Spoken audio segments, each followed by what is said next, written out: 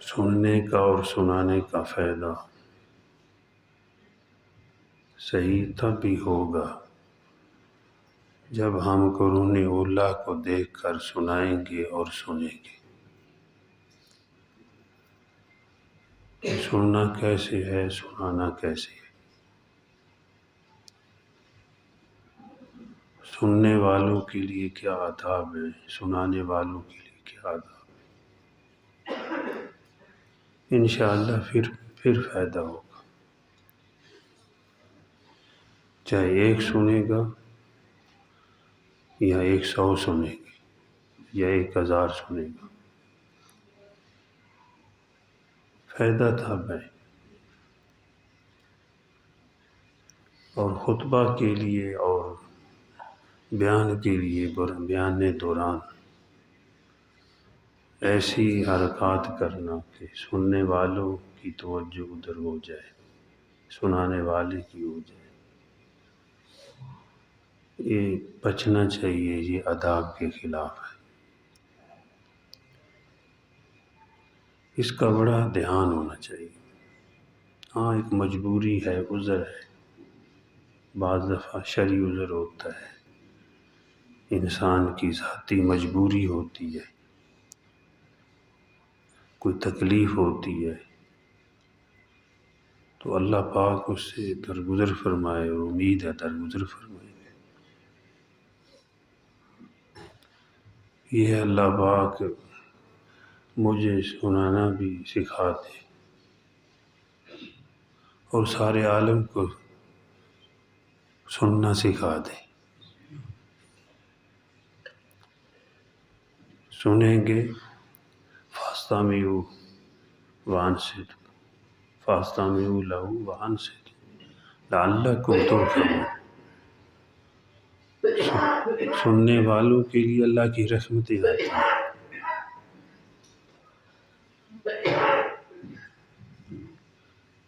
تو جب سننے والوں کے لیے بھائی اللہ کی رحمتیں ہوں گی تو سنانے والے کے لیے بھی ہوں گی انشاءاللہ۔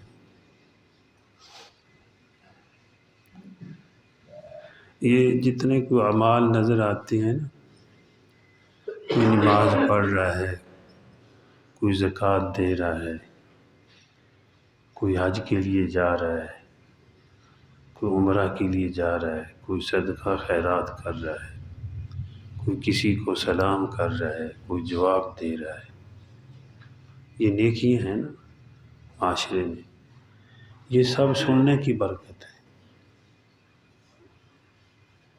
لوگوں نے سنا ہے تو تب یہ معاشرے میں نیکیاں آئی ہیں۔ اگر لوگ سننا چھوڑ دیں تو بھائی پھر معاشرے میں نیکی کیسے آئے گی؟ سننے سے علم حاصل ہوتا ہے اور نیکی علم کے مطابق کی جاتی ہے،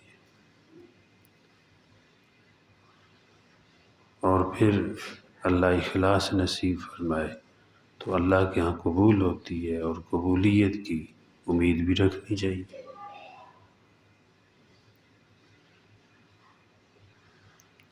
اللہ اکبر۔ اللہ پاک کی قدرت ہے، اب بادل بنے ہوئے ہیں، ہوا چل رہی ہے، ہوا بھی اللہ نے چلائی ہے، بادل بھی اللہ کے حکم سے آئے ہوئے ہیں، اور جہاں اللہ پاک چاہتے ہیں بادل برستے ہیں۔ دعا مانگنے والے دعا کریں، اللہ پاک دعا قبول فرما لے، تو پھر نہ برسنے والے بھی برس سکتے ہیں،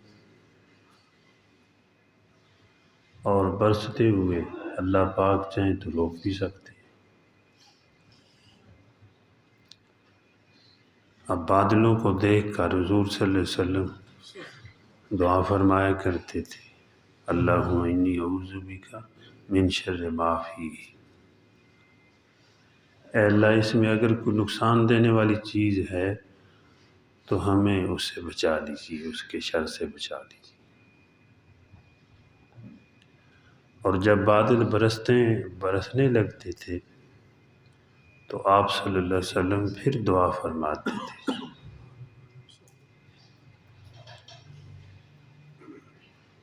کہ برکت والی اے اللہ نفع والی بارش عطا فرما۔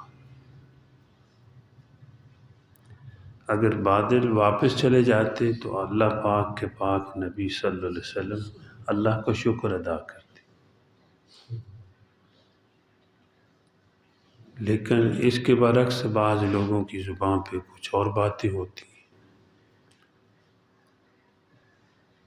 لیکن یہ ہے کہ اگر ضرورت ہے تو اللہ سے مانگی جائے، اپنی ضرورت کو اللہ سے مانگا جائے۔ بارش کی ضرورت ہے، اے اللہ بارش عطا فرما دے۔ اللہ پاک سب کی سنتے ہیں۔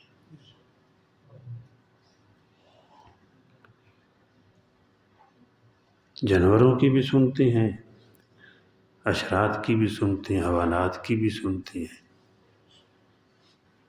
اور انسانوں کی بھی سنتے ہیں۔ بعض دفعہ کافر بھی اللہ کو پکارے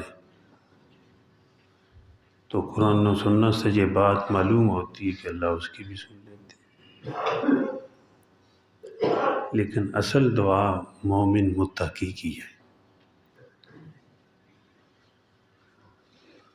جس سے لوگوں کو امیدیں ہوتی ہیں، بھئی ہمارے لیے دعا فرمائے، امید ہوتی ہے اللہ پاک ان کی قبول فرماتے ہیں۔ اور ایک آدمی دوسرے کے لیے دعا کرے، اپنے غیب بھائی کے لیے جو پاس نہیں ہے، تو آپ صلی اللہ علیہ وسلم نے فرمایا اللہ پاک سراحت کے ساتھ جلدی دعا قبول فرماتے ہیں۔ تو جو پاس نہیں ہے ان کے لیے بھی آدمی دعا کرے، اور جو دعا کر رہے غیبین کے لیے، فرشتے پھر اس کے لیے دعا کرتے ہیں، اے اللہ اس کو بھی عطا کر دے۔ جو اپنے غیبین بھائیوں کے لیے دعا کرتا ہے، فرشتے اس کے لیے دعا کرتے ہیں۔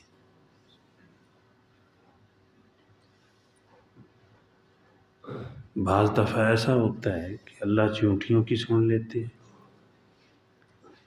حدیث میں آتا ہے کہ ایک اللہ کے نبی بارش کی دعا کے لیے باہر نکلے، دیکھا تو ایک چونٹی ہاتھ اٹھا کے دعا کر رہی ہے، اور اللہ پاک کی طرف سے ایک حدیث میں آیا کہ بھئی آئی کہ آپ میرے نبی جی واپس چلے جائیں، ایک چونٹی نے مجھ سے مانگا ہے، بات ہو گئی ہے، اب بارش کروں گا۔ اللہ پاک کس طرح سننے والے۔ میرے استاد محترم مولانا افتخار احمد صاحب رحمۃ اللہ علیہ وہ سنایا کرتے تھے کہ بنی اسرائیل کے دور کی بات ہے، موسیٰ علیہ السلام کے دور کی بات، کہ اللہ پاک نے موسیٰ علیہ السلام کو ایک مرتبہ فرمایا کہ اے موسیٰ میرے پیغمبر اتنے عرصہ تک بارش نہیں ہوگی، تو اس عرصہ سے جو بتایا کتنے عرصہ تک بارش نہیں ہوگی، اس عرصہ میں بارش ہوگی۔ تو اللہ پاک سے حضرت موسیٰ علیہ السلام نے عرض کی، موسیٰ علیہ السلام کوئی دور پہ جا کر اللہ پاک سے باتیں کرتے تھے، یا اللہ آپ نے تو فرمایا تھا اتنے عرصے تک، اتنے مہینوں تک یا اتنے سالوں تک بارش نہیں ہوگی، تو بارش تو پہلے ہوگی، اس میں کیا راز ہے؟ اللہ پاک کسی کے قانون کے پابند تو نہیں ہیں، وہ قدرت والے ہیں، حکمت والے ہیں۔ تو اللہ پاک نے فرمایا کہ اے موسیٰ بات تو ایسی ہے، ایسی فرمایا تھا، لیکن جنگل میں ایک خنزیر نے دوسرے خنزیر کو مارا، وہ دوسرا جس نے مار کھائی وہ بڑا پیاسا تھا، اس نے مجھ سے دعا کی کہ اے اللہ مجھے پانی پلا دے، تو میری رحمت جوش میں آئی، میں نے اس کو پانی پلانے کے لیے بارش فرمائی۔ تو اللہ پاک ایسی ذات ہیں، وہ خنزیروں کی بھی سن لیتے ہیں، جانوروں کی بھی سنتے ہیں۔ سید حسین احمد مدنی رحمۃ اللہ علیہ، سب قید و رحمۃ اللہ علیہ، ان کے متعلقین میں سے ایک افغانستان کے ساتھی تھے۔ انہوں نے اپنے علاقے کا ایک واقعہ ایک مرتبہ ان سے بیان کیا حضرت سے، کہ ہمارا علاقہ کے قریب جنگل ہے، اور جنگل سے خنزیر آتے تھے تو ہماری فصلوں کو اجاڑ دیتے تھے، جسے پرانے لوگوں نے یہاں بھی دیکھا ہے، کماد کی فصل کو، منجی کی فصل کو خراب کر دیتے۔ تو ہم نے سوچا کہ جنگل کو آگ لگاتے ہیں، بیچ میں مر جائیں گے۔ تو جنگل میں آگ لگ جائے تو پھر وہ پھیلتی بھی بڑی جلدی ہے۔ وہ کہتے ہیں کہ خبر کے بارے میں، بھائی ایسے خبر پھیل گئی جیسے جنگل کی آگ، جنگل میں آگ لگے تو بس وہ منٹوں سیکنڈوں میں کہیں سے کہیں پہنچتی ہے۔ یہ مثال پرانی دیا کرتی، اللہ معاف فرمائے۔ تو انہوں نے کہا کہ ہم نے جنگل میں آگ لگا دی کہ خنزیر مر جائیں، ہماری فصل بچ جائے۔ تو کہتے ہیں کہ ہم نے دیکھا کہ جب آگ لگائی تو ایک خنزیر بیر دوڑا، تو آسمان کی طرف دیکھ کر چیخ ماری، یوں ہی چیخ ماری ادھر سے بادل آ گیا، بارش برسنی شروع ہو گئی، آگ بجھ گئی۔ اللہ پاک ایسی ذات ہیں، مظلوم کی بھی سنتے ہیں، جانوروں کی بھی سنتے ہیں، درندوں کی بھی سنتے ہیں۔ اور مسلمان ایمان والا یہ جب اللہ کی مان کر زندگی گزارتا ہے تو پوری کائنات اس کو نفع پہنچاتی ہے۔ پھر یہ بادل بھی اس کو نفع پہنچانے والے ہوتے ہیں، ہوائیں چلتی ہیں اس کو نفع پہنچاتی ہیں،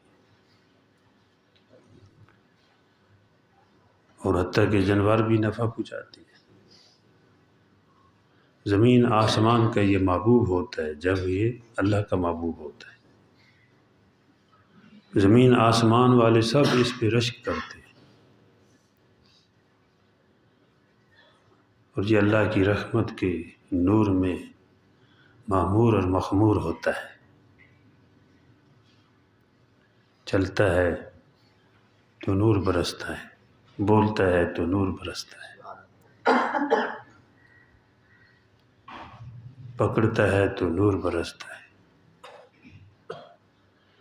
بعض دفعہ ایسا ہوتا ہے ایسے آدمی سے کوئی مصافحہ کر لے تو وہ بھی سکون سے مخمور ہو جاتا ہے، اللہ اس کو بھی سکون دیتے ہیں۔ یہی وجہ ہے کہ اللہ والوں سے لوگ مصافحہ کرنے اپنی سعادت سمجھتے ہیں۔ ویسے بھی مسلمان سے مصافحہ کرنا اس پہ ثواب ہے، لیکن خصوصاً پھر اللہ والوں سے مصافحہ نصیب ہو جائے تو وہی اس کے بھی ایک فضیلت ہے، اس سے بھی ایک سکون حاصل ہوتا ہے۔ تو آپ صلی اللہ علیہ وسلم نے ایک واقعہ سنایا اپنی امت کو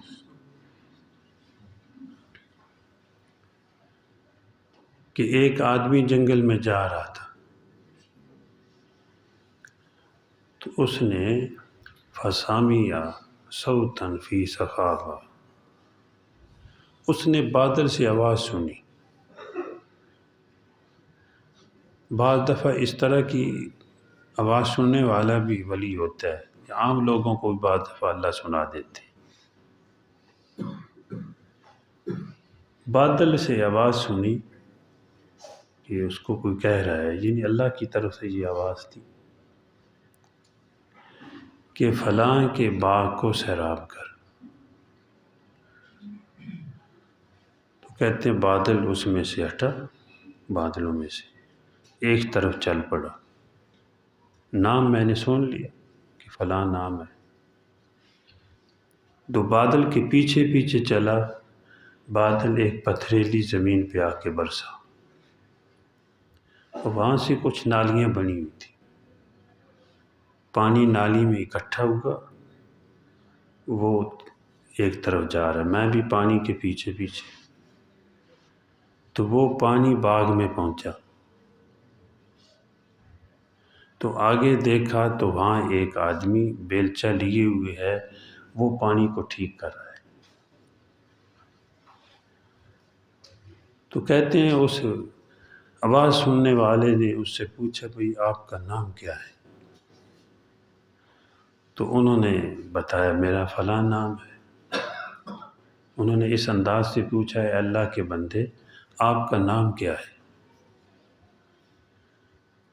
تو انہوں نے اپنا نام بتایا. تو بعد میں اس نام بتانے والے نے پوچھا بھئی آپ نے میرا نام کیوں پوچھا ہے؟ جستجو ہوتی ہے، کوئی نام پوچھے تو. انہوں نے بتایا کہ میں نے آپ کا نام بادلوں سے سنا ہے، بادلوں میں کہ کوئی کہہ رہا ہے کہ فلاں کے باغ کو، یعنی آپ کے باغ کو سیراب کرو. تو آپ کون سا عمل کرتے ہیں کہ بادل کو اللہ پاک نے تیرے لیے مسخر کر دیا؟ تو آپ کون سا عمل کرتے ہیں؟ تو اس نے کہا اے اللہ کے بندے تو نے پوچھ لیا ہے تو مجھے بتانا پڑا. جب باغ مکمل ہو جاتا ہے اپنے ثمرات سے، اسمار سے، یہ پک جاتا ہے، تو میں اس کے 3 حصے کرتا ہوں. آپ اس کی انداز سنو کہ کس انداز سے وہ حصے بھی بتا رہے ہیں. اہل علم، اہل اللہ، ان کی گفتگو کے اندر بھی ایک نصیحت ہوتی ہے. سب سے پہلے انہوں نے بتایا کہ اس کا 3 حصہ تصدقہ میں صدقہ کرتا ہوں، اللہ کے راستے میں خیرات کر دیتا ہوں. یہ پہلے بتایا انہوں نے. اور دوسرے نمبر پہ بتایا، فرمایا کہ میں اس میں سے ایک حصہ جو ہے 3 میں سے اپنے اہل و عیال پہ خرچ کرتا ہوں. یہ بھی پسندیدہ نہیں ہے عام آدمیوں کے لیے کہ خرچ کر دے اور گھر میں اہل و عیال بھوکے رہیں. حدیث پاک میں آیا ہے، اللہ کے پاک نبی صلی اللہ علیہ وسلم نے ارشاد فرمایا سب سے پہلے ترازو پر جو عمل رکھا جائے گا نیک اعمال میں سے، یہ وہ عمل ہوگا جو آدمی نے اپنے اہل و عیال پہ خرچ کیا ہوگا، ان کی ضرورت پہ لگایا ہوگا. جیسے حقوق اللہ میں سب سے پہلے سوال نماز کا ہوگا. حقوق اللہ میں، حقوق العباد میں سب سے پہلا سوال خون کا ہوگا کہ فلاں نے فلاں کو کیوں قتل کیا، وہ فیصلہ ہوگا. حقوق العباد میں پہلا یہ سوال ہے، حقوق اللہ میں وہ پہلا سوال ہے. اور میزان پہ سب سے پہلے جو عمل رکھا جائے گا تو وہ ہوگا جو اپنے اہل و عیال کی ضرورت پہ خرچ کیا ہوگا. انہوں نے بتایا کہ میں ایک حصہ جو ہے وہ اپنے اہل و عیال پہ خرچ کرتا ہوں. تو صدقہ کے بارے میں بھی سب لوگ سنتے ہیں، جانتے ہیں بھئی کتنا فائدہ ہے دنیا میں آخرت میں. صدقے کا ایک فائدہ، اللہ کا غصہ ٹھنڈا ہو جاتا ہے صدقہ کرنے سے۔ اب خالق کا غصہ ٹھنڈا ہوتا ہے تو امید ہے مخلوق کا غصہ بھی ٹھنڈا ہوگا۔ کوئی زیادہ غصہ کرے تو بھائی صدقہ کر دو کہ یا اللہ اس کے غصے سے بچا لے۔ ویسے دعا بھی مانگی گئی، اللہ کی پناہ بھی مانگی کہ لوگ مجھ پہ غضبناک ہوں، تو انہوں نے بتایا کہ تیسرا حصہ جو ہے وہ میں اسی باغ پر خرچ کرتا ہوں۔ اس سے پتہ چلا کہ فصل کی آمدن کے لیے، اس کی جو ہے بڑھوتری کے لیے اس پہ خرچ کرنا یہ بھی دین ہے، دین کے خلاف نہیں ہے۔ فصل کو پانی کی ضرورت ہے تو موقع پر پانی دینا یہ خلاف توکل نہیں ہے، یہ خلاف دین نہیں ہے، یہ دین ہے۔ تو جو تیسری جی حضور صلی اللہ علیہ وسلم نے یہ واقعہ سنا، صحابہ کرام نے یہ واقعہ سنا، تو صحابہ کرام کی صفت کیا ہے؟ سمعنا وأطعنا غفرانک ربنا وإلیک المصیر۔ میرے مولا ہمارے مولا ہم نے سن لیا اور اطاعت کی، اطاعت کر کے غفرانک ربنا، ہمارے رب ہمیں معاف کر دے۔ نیکیاں کر کے اللہ سے معافیاں مانگتے تھے۔ تو صحابہ کرام نے یہ واقعہ سنا تو بعض صحابہ جس میں عبداللہ بن مسعود رضی اللہ تعالیٰ بھی ہے، جو خیبر کی زمین تھی، تو اس جو بزرگ جن کا واقعہ حضور صلی اللہ علیہ وسلم نے سنایا ان پہ عمل کرتے تھے، اپنے جو زمین کا تیسرا حصہ ہے وہ اللہ کے راستے میں خرچ کرتے، ایک حصہ گھر میں رکھتے، ایک حصہ اسی پہ خرچ کرتے۔ صحابہ کرام بعض زمین پر جنہیں خیبر کی جو زمین تھی وہ اس پہ اس طرح استعمال اس کو کرتے، نفع اٹھاتے۔ تو اس سے ہمیں بھی سبق ملتا ہے بھئی اگر کسی کے پاس 10 ایکڑ 20 ایکڑ 24 ایکڑ 5 مربع، اس میں سے 1 ایکڑ آدھا ایکڑ اس طرز پہ لگایا جا سکتا ہے، بھئی برکت حاصل ہو جائے۔ چلو ساری نہ صحیح، لیکن 20واں حصہ وہ تو بھئی واجب فرض ہے، ضروری ہے۔ جو 20واں حصہ ہے وہ اللہ کا ہے، اللہ کے راستے میں نکالنا چاہیے۔ اب فصل کا موقع ہے تو موقع کا دین بتانا یہ بھی سنت ہے۔ اس لیے جو ہے بھائی اللہ پاک کا بھی حکم ہے، یا ایھا الذین آمنوا انفقوا من طیبات ما کسبتم، اے ایمان والو جو عمدہ مال ہے اس میں سے اللہ کے راستے میں خرچ کرو۔ وَمِمَّا أَخْرَجْنَا لَكُم مِّنَ الْأَرْضِ، جو زمین سے ہم نے نکالا ہے اس میں سے بھی خرچ کرو۔ وہ کتنا ہے؟ وہ ہماری زمین کے لیے 20واں حصہ ہے۔ اللہ جل جلالہ مجھے بھی اور آپ کو بھی بلکہ پوری دنیا کے مسلمانوں کو حضور صلی اللہ علیہ وسلم کی تعلیمات کے مطابق زندگی گزارنے کی توفیق عطا فرمائے۔ وما علینا الا البلاغ۔